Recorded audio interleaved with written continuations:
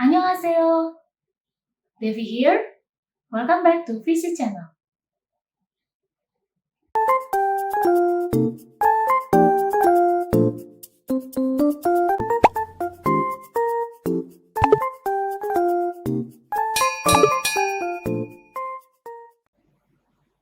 Di video ini, aku akan membahas mengenai Bacim Pronunciation Rules. Karena pembahasannya akan cukup panjang, aku akan membaginya menjadi dua bagian. Buat kalian yang belum nonton video yang lalu, nonton dulu yang itu ya, baru lanjut ke video ini.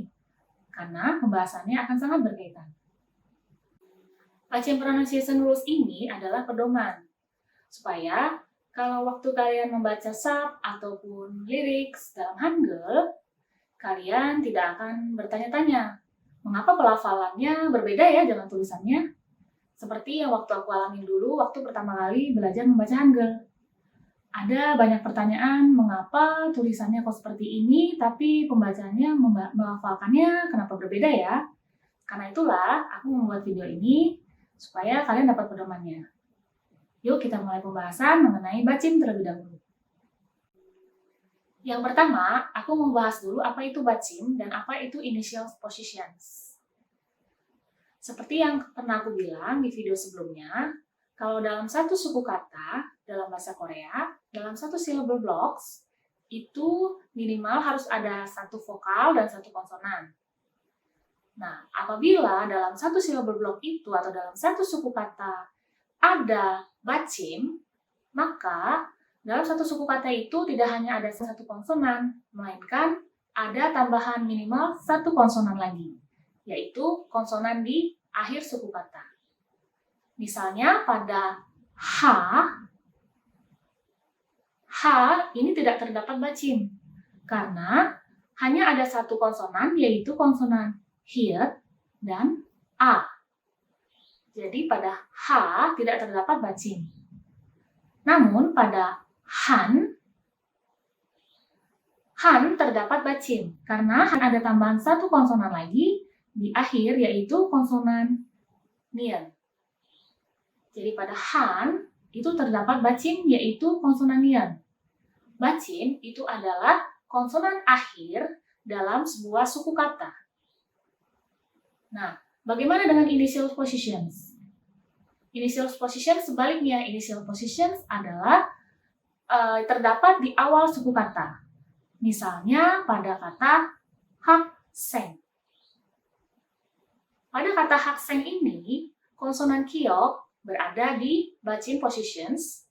Ya, dia ada di akhir suku kata, sedangkan initial positionsnya adalah konsonan siok.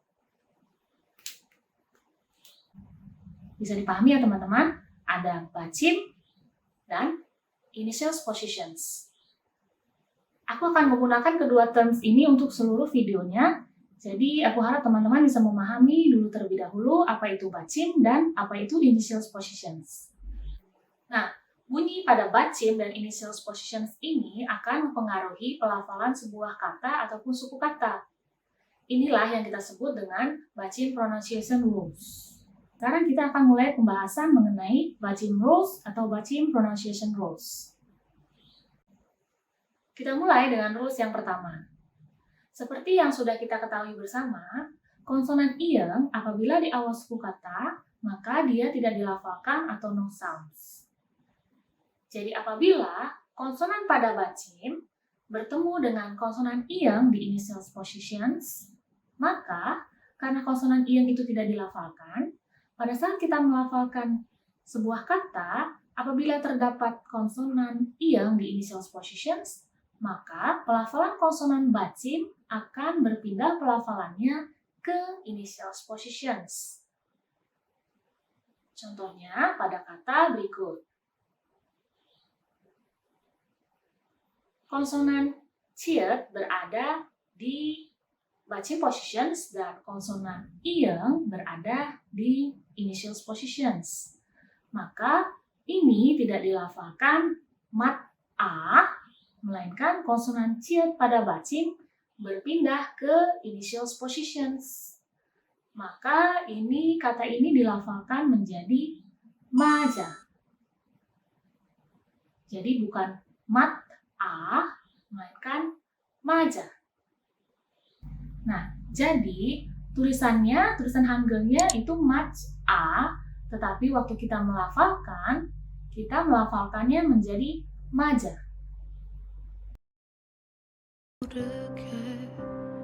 우리 이거 맞아?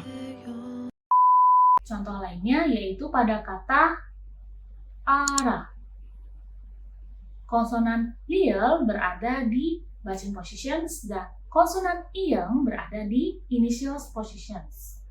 Maka waktu kita melafalkan menjadi ara, bukan ara, melainkan ara.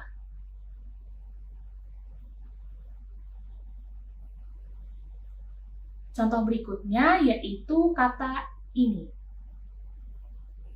Kata ini dilafalkannya ada konsonan siot di akhir suku kata, maka konsonan siot ini dilafalkan seperti waktu kita melafalkan konsonan diget.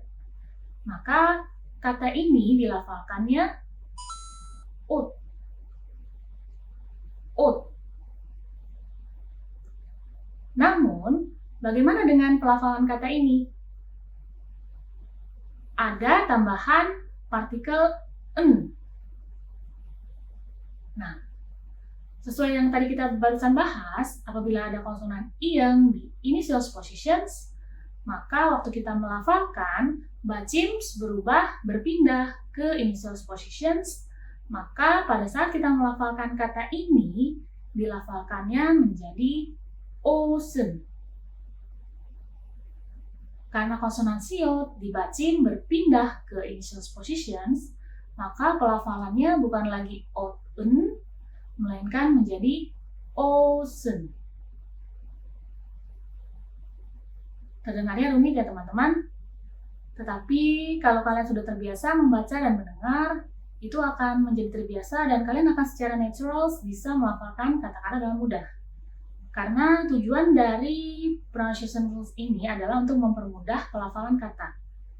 Kalian bisa bandingkan apabila kalian melafalkan ut-un, pasti akan cukup rumit ya. Namun karena adanya rules ini, pada saat kita melafalkannya, itu berubah menjadi osen. Mudah-mudahan bisa dipahami ya teman-teman. Yuk kita lanjut ke rules yang kedua. Sekarang kita masuk ke rules yang kedua. Rules yang kedua ini ada 2 poin. Yang pertama, apabila bunyi pada bacim dan initial positions bunyinya itu sama, maka bunyi pada initial positions berubah menjadi double atau menjadi double consonants. Kalian masih ingat apa saja double consonants? Ada 5 double consonants ya. Ada sang hyok, sang piep, sang diget, sang ciet, dan sang siot. Jadi apabila bunyi pada bacim dan pada initial position itu sama, maka bunyi di initialsnya itu berubah menjadi double. Contohnya pada kata hak kyok. Nah, konsonan kyok itu berada di bacim dan ada juga konsonan kyok di initial positions. Sama ya. Maka konsonan kyok yang di initial positions itu berubah menjadi sang kyok. Jadi bukan lagi kyok initial positionsnya waktu kita melafalkannya itu berubah menjadi hak kyok. Hak kyok. Contoh yang lainnya yaitu kata deta. Deta. Konsonan diget berada di bacim positions dan konsonan diget berada di initial positions. Jadi kita melafalkannya, konsonan diget di initial positions berubah menjadi sang diget, maka dilafalkan menjadi deta. Kita masuk ke poin yang kedua. Pada poin yang kedua ini, khusus untuk konsonan diget, piep, dan kyok, apabila ketiga konsonan ini berada di bacim positions, konsonan apapun di initial positionsnya akan berubah menjadi double apabila konsonan pada initial positions itu ada double konsonannya.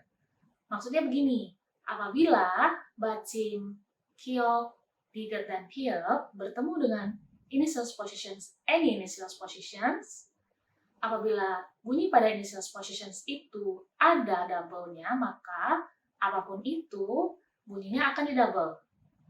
Contohnya pada kata mokta.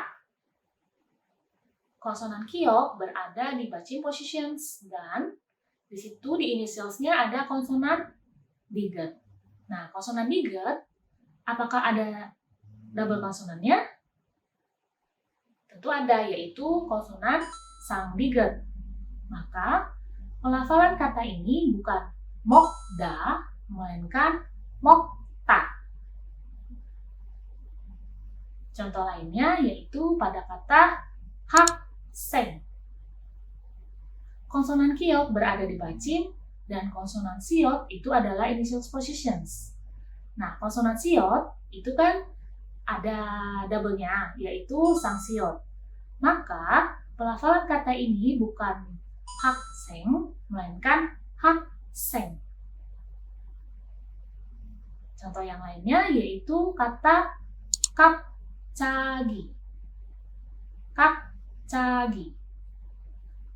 Konsonan piep berada di bacim positions dan konsonan ciet berada di initial positions. Karena konsonan ciet ini bisa berubah menjadi sang ciet, maka pelafalannya menjadi bukan kapjagi, melainkan kapcagi.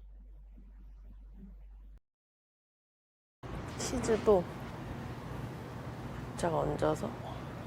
It's not mukbang, it's mukbang. Oke, itu aja di poin rules yang kedua ini. Kita lanjut ke rules yang ketiga.